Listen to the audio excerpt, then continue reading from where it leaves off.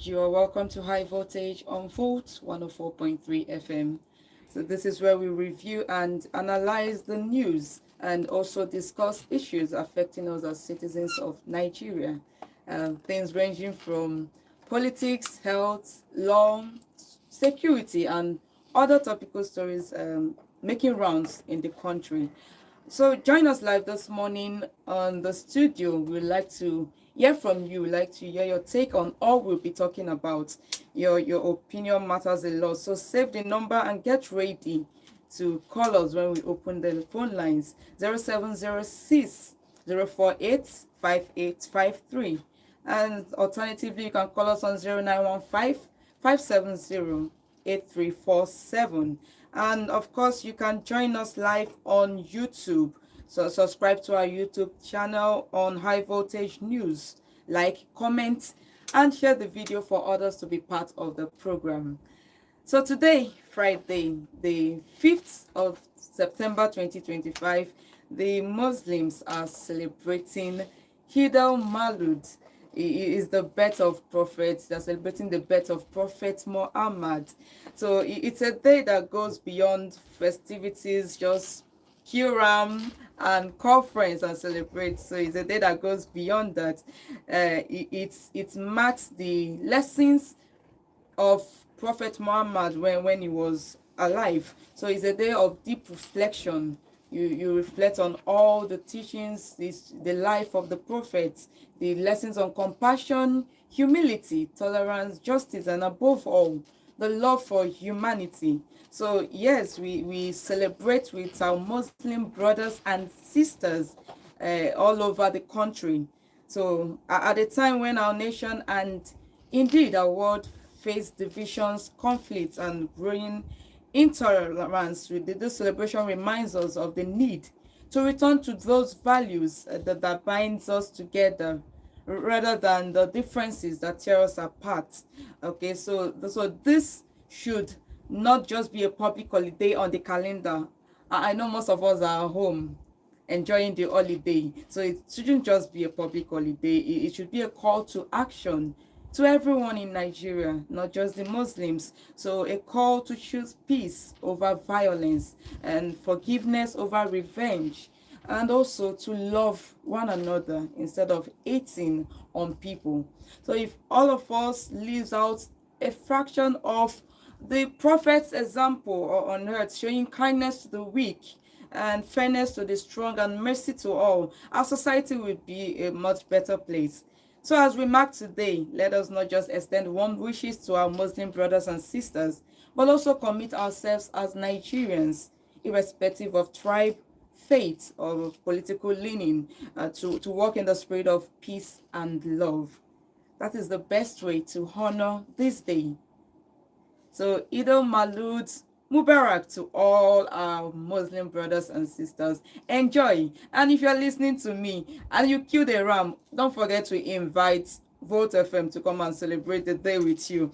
All right, so we'll be going straight into the newspaper review this morning. Remember, this is where we analyze and review the news. So let's look up the stories for today. And we are starting with the Nation newspaper. All right, so the federal government weighs funding options for health sector. That's what we have on the Nation newspaper. The federal government weighs funding options for health sector. So the federal government is looking for new ways to get money for the health sector. There's been a lot of complaints from the medical association, from the nursing association. There's been a lot of complaint and threats of strikes. So they are trying to get another way for the health sector and ensure that the equipments are available, there's funding in the hospitals. So the plan is to collect special taxes from things like alcohol, tobacco, and sugary drinks. So instead of putting this money into the general account, the government wants to use it directly for healthcare. So this is also a plan to remove or reduce VAT on medicine, because there are lots of drugs that are expensive as a result of so many taxes and importing drugs and so many bills to pay. So it affects affects the prices of the drugs. So, and also they want to use it to get medical equipment so that all this can become cheaper. We can go to the hospital and get drugs at a less expensive price than what we are getting it at currently. So the government says it will help Nigerians depend more on its resources instead of always waiting for foreign aid. Okay, all right, next on it, Tinubu meets Ibas ahead end to Rivers emergency rule. Tinubu meets Ibas ahead end to Rivers emergency rule. Recall that the President Tinubu, declared an emergency rule in Rivers State and also suspended most of the elected office holders in Rivers State, from the governor to other elected political leaders in Rivers State. So he put the retired Vice Admiral Ibas in charge of Rivers State as the sole administrator. So the emergency was meant to last for 6 months, and it's almost coming to an end. It's coming to an end this month. So Tinubu has now met with Ibas in Abuja to discuss how the state will return to normal leadership when the emergency ends. So some people support the emergency because it brought peace, but others say it was against the constitution. So, all right, so next on it, Shettima, presidency committed to diversification of economy. Presidency committed to diversification of economy. This is the vice president letting us know that the government is serious about making Nigeria's economy grow in many areas, not just oil. So in other non-oil sectors, that the government is working to ensure that the economy grows beyond what it is currently. So when President Tinubu explains further that when President Tinubu went to Brazil, Nigeria signed agreements in aviation, science, and technology, and these agreements are meant to bring more business and reduce dependence on oil. So he also says that the government wants the help of economists and experts to make better policies that will strengthen and improve the lives of people. All right, so let's see if there's more on the Nation newspaper before moving on. Local contractors to receive payments from Monday. Okay, all right, so let's move on to another newspaper, the Guardian newspaper. And on it, we see that retired soldiers protests lack merit. Retired soldiers protest lacks merit. The HQ insists. The defense headquarters insists that this protest of the retired soldiers, that it lacks merit, is illegal. So they are not supposed to be protesting. So as at yesterday, the retired soldiers were protesting at the Federal Ministry of, so they held a protest yesterday, and then the defense headquarters told them to leave the premises, to leave the place, that the protest doesn't mean anything, it lacks a lot of merit. So, and he tried to explain that those who retired before July 29, 2024, that's before the new minimum wage took effect, have their dues based on the older salary charts. So, and he said he has already explained it to the soldiers. So the protest doesn't make any sense. All right. So, yeah, in as much as the DHQ says the protest is not helpful because it blocks government's work and the rules are clear, but the soldiers feel their rights are not fully met, especially if someone retires just before a wage change. The pain it comes with, like the increase just exactly after you retired. So the government needs to explain well and show fair treatment, so that the protesting veterans will feel like they're very heard. All right, next on it, we have police summon El-Rufai ADC leaders for alleged conspiracy. We are still on the Guardian newspaper. Police summon El-Rufai ADC leaders for alleged conspiracy. And these are the Kaduna State Police summoned the former governor of Kaduna, El-Rufai, and 6 other members of the African Democratic Congress. The police asked them to come on September 8th, 2025 to the Criminal Investigation Department. They want to clarify charges including criminal conspiracy, causing public disturbance and mischief, and causing grievous hurt. Just few days ago, El-Rufai came out to tell the people that the government are sponsoring, empowering the bandits, and some other claims. So I want to believe that this is one of the reasons that he's been summoned by the police. He's been summoned by the police. Okay, so they want to look into these serious claims, and it's normal to question people. Yes, it's normal. But the timing might feel political, like in all the election story coming up. So you might feel that it's very political, as ADC is an opposition party of the ruling party in the country. All right, next on it, Tinubu embarks on 10-day working vacation in Europe. President Tinubu embarks on 10-day working vacation in Europe. So he is on a leave, annual leave. So he plans to visit countries like France and the UK before returning to Nigeria to continue his work. Although he's not going to stop working over there, he's going to be contributing as the president of a nation. All right, next on it, 80 million Nigerian youth jobless.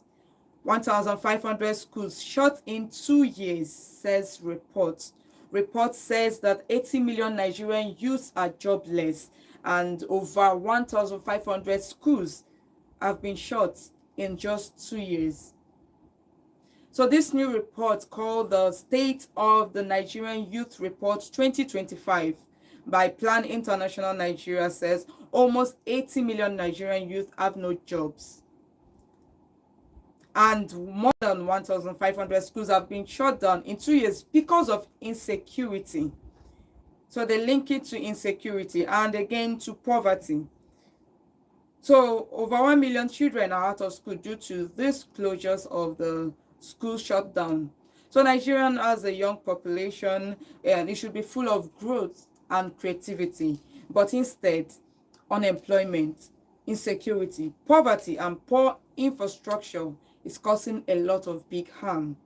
You go out there on the street, you see a lot of young people, graduates, walking around looking for what to do and seeing nothing to do. And as a result, some have been advised to go into business, but where's the money? Some do not have the money to start up a business or to find something meaningful. And as a result, it leads to people being part of bad things happening in the country. Because most people in the terrorism group are young people as well. They are young people, yes, teenagers, youth. They are the ones with strength. So it should be looked into, because each year Nigeria graduates over 1.7 million, and then there's so much unemployment in the streets. So it's something that the government needs to look into. All right. So that's next on the Guardian newspaper. We see 70% of telecom downtown linked to energy issues. 70% of telecom downtime linked to energy issues. All right, so we are moving straight to the Punch newspaper. Afenifere, Northern leaders demand state police amid delay. Afenifere and Northern leaders demand state police amid delay. So there's a major call for the creation of state police in Nigeria. So the Afenifere is a Yoruba social, cultural, and political group in the southwest.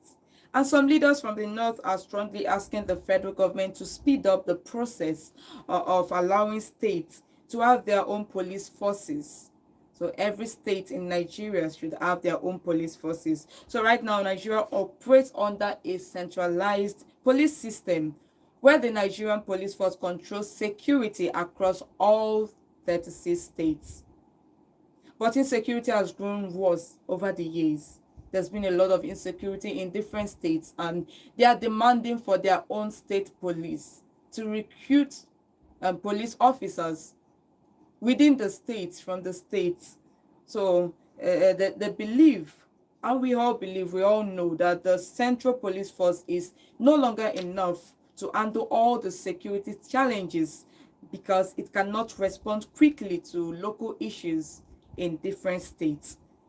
There's been a lot of crimes going on, and we keep seeing reports like before the police could come, before the security agencies could come, this has been done, that has been done, people have been killed, people have been burnt alive before the police responded. So we see a reason why each state needs a state police, so they will be at every corner, at every locality, at every place to respond quickly to crime, to violence, to anything that will endanger the lives of the people. Okay, so still on the Punch newspaper, we see that federal government seeks fresh $1.75 billion World Bank loan. That comes like a shock, because the last time the president addressed, he said that Nigeria is not borrowing. So we do not understand where this is coming from. So the federal government of Nigeria is planning to take another loan of $1.75 billion from the World Bank.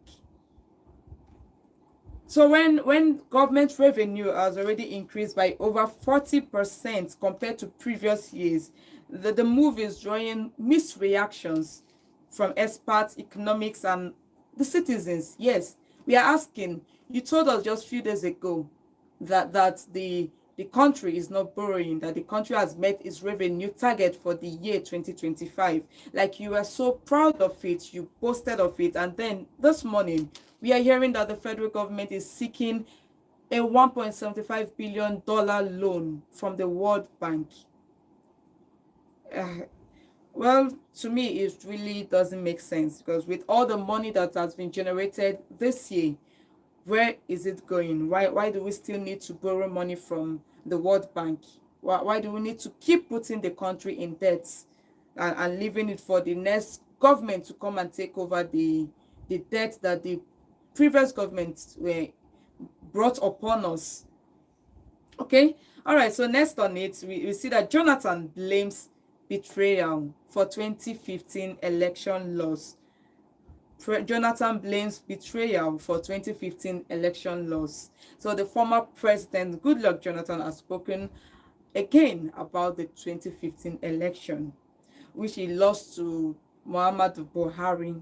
He said that the betrayal was a major reason for his defeat, and that political people are not loyal and not to be trusted.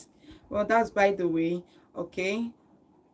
So again, we see that new parties seeking INEC registration surged to 171. New parties seeking INEC registration surged to 171. Okay, so the growing numbers of groups trying to register as new political parties in Nigeria are around 171. You know, something, when we have a lot of political parties in Nigeria, it's kind of going to bring confusion, because it feels like we already have enough. There's a lot of parties. The ones that we have, what are they doing yet? Why do we need new ones? So 171 new, considering that they're considering to add, like, how is it going to affect the citizens? How is it going to help us? If you were in a political party before and you didn't do anything, the creation of a new one, what effect is it going to be, positive or not? So what's the need of more political parties in Nigeria? So next on it, we are heading straight to our last newspaper review. Let's look at the This Day newspaper. And on it, we see that CBN replacing civil servants with APC members as local government account signatories, says Oshun Algon. That's the Association of Local Governments of Nigeria in Osun State, says that the Central Bank of Nigeria is letting APC party members become the signatories for local government accounts. And normally, only civil servants manage those accounts. It is not supposed to be so. So Algon says it is not legal. And we all agree that it is illegal, very illegal if it is true. It is very illegal for what the CBN and the APC party members are doing. So this is the job of the civil servants and not for any political party holder. All right, so next, Jonathan, Nigerian politics is full of traitors and liars. We already talked about it in the previous newspaper headline that we read. So the former president, Goodluck Jonathan, he spoke about the whole thing that Nigeria politics is full of betrayals and lies. All right, so that's what we have today on the newspaper headlines. These are the top stories that we have. And of course, if you have a comment, if you have an opinion, whatever you want to say concerning what we've read so far, remember that you can join us live on the studio on 0706 048 5853. And also you can call us on 0915 570 8347. And we are live on YouTube. Don't forget to subscribe to our YouTube channel on High Voltage News. Like, comment, and share the video. All right, so today we need to talk about something that affects every single one of us. Corruption in Nigeria. Yes. So yesterday, the chairman of the Economic and Financial Crimes Commission, EFCC, Ola Olukoyede, he made a strong statement. And he said, Nigeria can overcome corruption. And this morning I'm going to be asking, we want to ask, is it possible? Like, is it realistic for Nigeria as a country to be able to overcome corruption? That's what we'll be looking into. So it's a very bold and hopeful declaration, yes. And although I like people being believing the best, hoping for the best for the country, Nigeria. And I also believe that you too, you are hoping for the best of this country. And so we are looking into this statement. Do you believe that one of these days, Nigeria will be able to overcome corruptions? Because it has eaten deep into the systems in the country, into every sector in the country, into the lives of even the younger generations, the children. They are feeling the effect of this corruption in Nigeria. And then from the chairman of the EFCC, he says he believes that Nigeria can overcome corruption. So when we hear this corruption, when we hear the word corruption, we think what our mind goes to are politicians looting billions. That's what we think about first when we hear the word corruptions. But the EFCC chairman reminded us that the corruption is a lot more than that. It's not just about the politicians. It's not just about the political office holders. It's also about us, the citizens. So it's the root cause of most of the Nigerian problems, the problems we are seeing in the country. Corruption is the reason. The poverty, the insecurity, all that we've been seeing is as a result of corruption from every sector of the country. So the biggest issues, one of the biggest issues we face, unemployment, insecurity, poverty, hunger, even kidnappings, they all trace back to corruption. The mismanagement of funds, the misapplication, the embezzlement of resources by people entrusted with them, both in our organizations, in the federal government, in the offices. So these are the results, these are the causes, the things that leads to all this unemployment, insecurity, is as a result of corruption from the ground. So it's not just about those at the top. We ourselves, is something that we need to ask ourselves. What are we doing to ensure that corruption ends in Nigeria? Are we any better than those in the political office? Are we any better than them? Are we doing the right things? Or are we waiting for an opportunity to be in the office and also do like them? So if you are being honest, this corruption of a thing is around us, is around in the families, is around us, in our workplaces, in the marketplaces, is there. Because when we want to blame the governments only on the issue of corruption, we think back.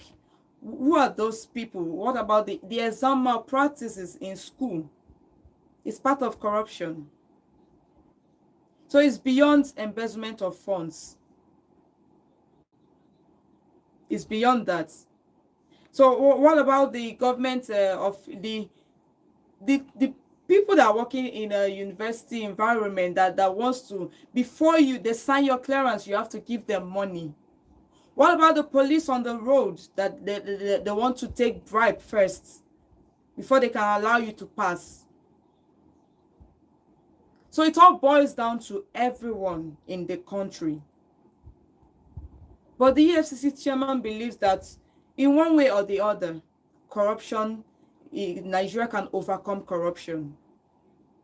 And with what we've seen so far, I'm asking you this morning, do you think it's something that can be done? Is it very realistic? Because even in our hospitals, some patients are ignored until they drop something. Sometimes we call it policy, but then we forget that you took an oath as a doctor, as a nurse. And you see some of the doctors that are supposed to be treating patients, they are home. And people are dying in the hospitals.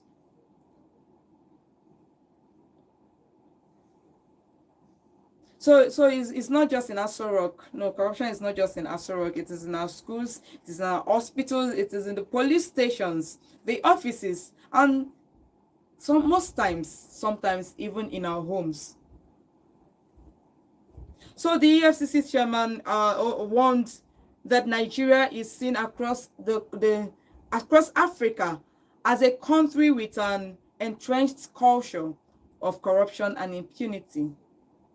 So that reputation is hurting us. It's hurting us a lot. We see the US trying to stop some people from crossing over because they think that Nigerians are threats to their citizens. We see what it's doing in different countries. In Ghana, they are protesting for Nigerians to leave the place. That the Nigerians are causing a lot of crimes in their country. In South Africa, the same thing. A lot is going on where you see Nigerians. It raises. So the news headlines, it shows something. It's a news. It's something that people across the world, they are reading. They are seeing what's happening in the country. They are seeing the crimes. They are seeing the embezzlement. They are seeing it from across the world. And it's affecting every one of us as Nigerians.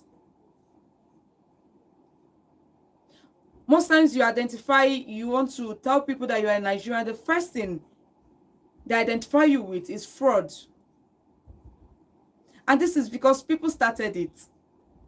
And it's growing in the country. It's happening every day. People are being defrauded by Nigerians. These are also part of the corruption we are talking about this morning. So it's happening everywhere. So what is the cost of this corruption? It's why our roads are still bad, despite the huge budgets. Every year, months, they are signing budgets. They are approving funds, approving money in billions of naira. And yet we don't see the impact on our roads. You go out there, bad roads, everywhere is bad. Potholes.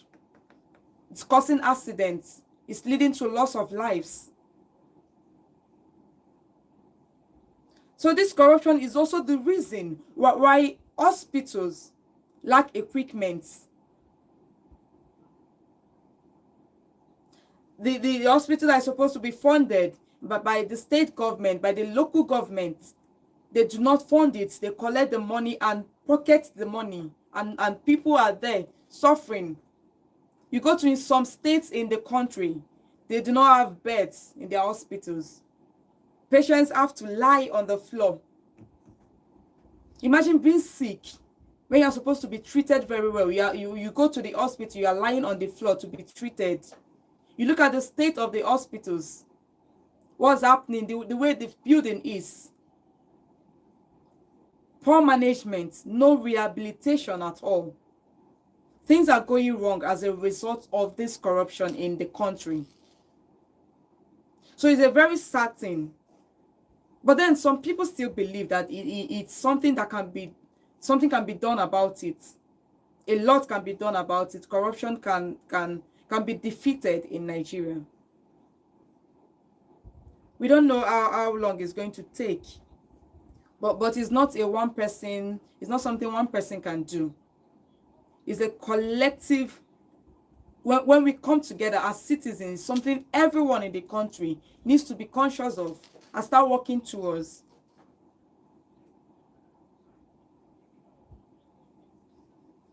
So it's really a cancer. It's a cancer eating away our future in the country as citizens of Nigeria.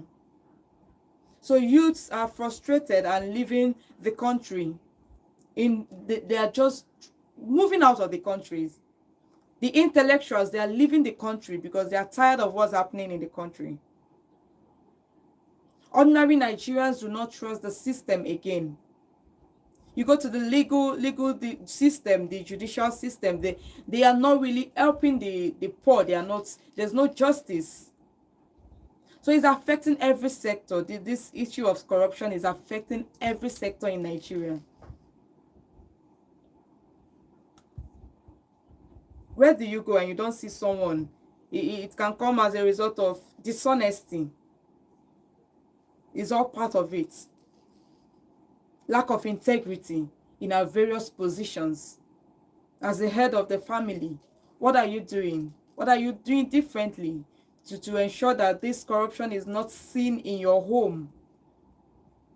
As the head of an organization, or you sign money, what do you do with it?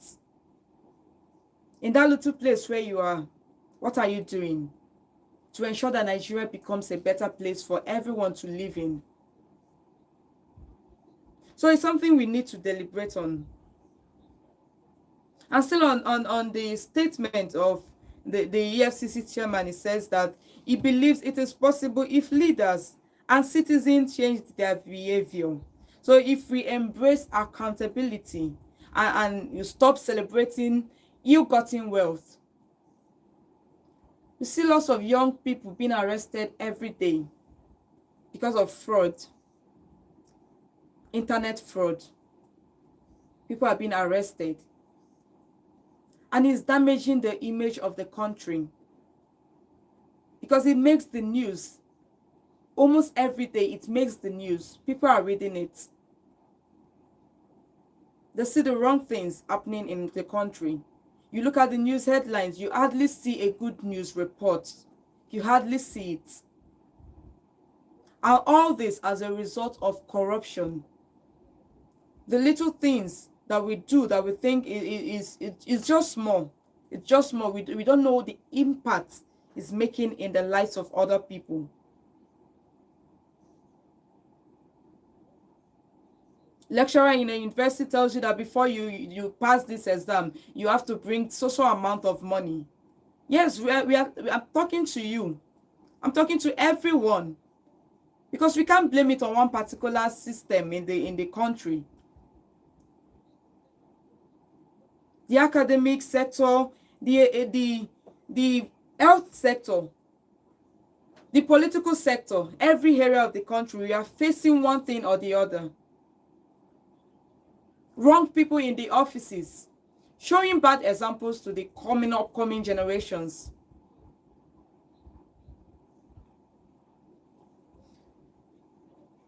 So we are calling on people, everyone, you, me, we have a role to play. We have to play our own part to ensure that the country is better, that this corruption of a thing does not continue further. But we all know it's going to be very hard. It's going to be very hard. bringing everybody to have the same mindset. Yes, join us call us on 0706 048 5853 or 0915 570 8347. Let's hear what you have to say about this comment by the EFCC chairman that believes that Nigeria can be able to overcome corruption. Well, what do you think about it? Is this something that you think, is it really achievable as a nation? Or is it just mere words? It's just coming out to speak. Can we be optimistic in the country and believe that there's something better that will come out of it? Yeah, we'll be taking our first call this morning. Hello, good morning. Hello, good morning. You're welcome. Please go ahead. Mm.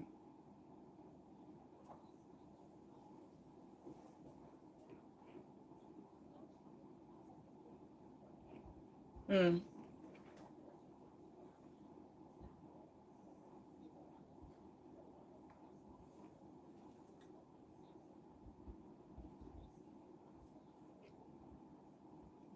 Okay.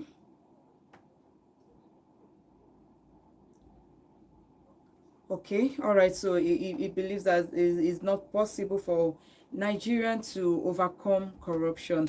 You can also call us, can also join us on the studio by calling 0706 048 5853 or 0915 570 8347. And again, we are live on YouTube. Join us on YouTube on High Voltage News and leave a comment, subscribe, leave a comment, like, and share the video. We want to know what you think, because honestly, we need to be practical in all this. How do we fight corruption when sometimes our leaders, they benefit from it? How do we win when shortcuts are celebrated more than hard work? How do we end corruption when even the justice system often favors the rich and the powerful over the poor? That the poor has no say. You sue someone to court, but because you do not have money, it's nobody's business. So if you are a youth that is there, that believes that it's just the government that needs to deal with this corruption of a thing, if you have been offered a bribe to get a job faster or to escape punishment, would you take it? Is it something you would take, or do you think that you are too high on morals that you will not be able to do something like that? So so the EFCC chairman reminded us that good governance is possible. Yeah, it's very possible, but only if we commit to accountability, transparency, and due process. So there has to be a process to this. Yeah, we believe in a Nigeria will be great again. We believe that the country will be better. We believe that one day, only good news will be coming out of the country. But it depends on everybody, not one set, not one particular set of people. It depends on everyone. So government has to strengthen the whole thing. Government has to technology, and also we need to bring everything together to ensure that things are working properly. So as citizens, we should stop praising people who just got wealthy overnight, not even through corruption, not minding the process they took, not minding what they did to get the money. Because it comes down to our homes. You see your children making money and you don't care to ask them, how did you get this money? How did it happen? You are just happy that your child, your son, your daughter is bringing in money. You are not asking the way that it happened. A professor, a lecturer, it comes down to every one of us. So what are we going to do about it? What do we need to do about this? The media has a part to play. Let's stop. Let's just stop celebrating the corruption. Let's use our platforms as medias to investigate all these things. Investigate the politicians there, investigate the things happening in the school. You hear someone call out a particular person. Let's investigate it and see what's going on. What is going on in our judicial systems? What is going on in our hospitals? What is going on in every sector? It's something we need to investigate and look into and ensure that things are working properly. In our local governments, money have been given to them. They are being funded. But go to your villages, go to the local government, go around the country and see how the roads are, how the hospitals are, how the schools are. We just read in the newspaper headline that most people are unemployed. Most of the youth are unemployed. And some schools have been shut down as a result of insecurity and poverty. If not for corruption, what the government, who are supposed to be protecting the citizens, we are asking, what are they doing about it? So everyone has a hand in this. We all have a hand in this. We all need to do something about it. And yes, I believe that one of these days, I believe it, that the country will become great sooner or later. But the government need to sit up. You as well, as a citizen, you need to sit up. So in your office, what do you tolerate? What are the things that you tolerate? What are the things that you accept in your offices? What are the things you accept in your homes? So we really need to look into it, honestly. It's really sad that, yes, some people are very optimistic about the country, while some are not. Some have given up in the country. They have given up on Nigeria. They don't believe that anything good can come out of this country. And that's why most people are running out every day. People are trying to run away through legal means or illegal means. All they just want is to leave the country and get a better place. So it's affecting every one of us. It's affecting the fathers, the mothers, the children. It's affecting us one way or the other. We apply for jobs. You're not able to get the job because you don't know anyone there. Even if you have all the qualities they're asking you for. But then, because their brother or they have a brother at home who needs a job, they just get the position and give, whether it's qualified or not. So you see how it affects unemployment. Because they want someone that will stay with them, cooperate with them. As they are stealing the funds in the offices, in the organizations, they cannot bring you in. And if in your office, where you work, you are someone that you have integrity, you cannot be part of them, they fire you. So it's really sad that things like this are still happening in the country. It's very sad. So accountability, transparency, we need to hold everybody accountable. We need to be so transparent in our dealings, in what we are doing, in our dealings with human beings. We need to be very transparent. We were taking our last call this morning before we leave the show. Hello, good morning. Okay, we lost that call. All right. So this yesterday, the the chairman declared that Nigerian can overcome corruption, and I believe he is right, but it is not automatic. Again, it depends on us, the leaders at the top, but also the everyday Nigerian who chooses whether to cut corners or do the right thing. So here's the question I leave with you today. In a society where dishonesty often pays faster, it pays faster than honesty, are we as Nigerians truly ready to pay the price of doing the right things? Are we? So this is where we leave it for today. But the conversation needs to continue in your various activities in your life. You need to continue asking yourself these questions. What am I doing to get it right on my own?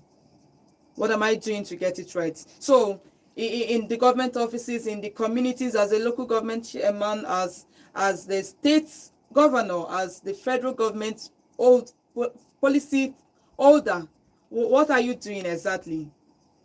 So thank you for staying with us this morning. Thank you for staying with us. And if you missed any part of the show, you can get a replay on our YouTube channel on High Voltage News. So subscribe, like, comment, and share the video.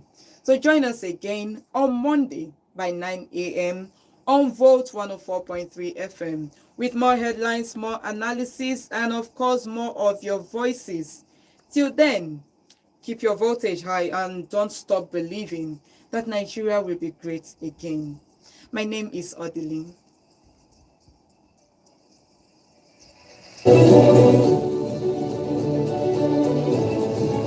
Hello, Enugu, and welcome to Volt 104.5.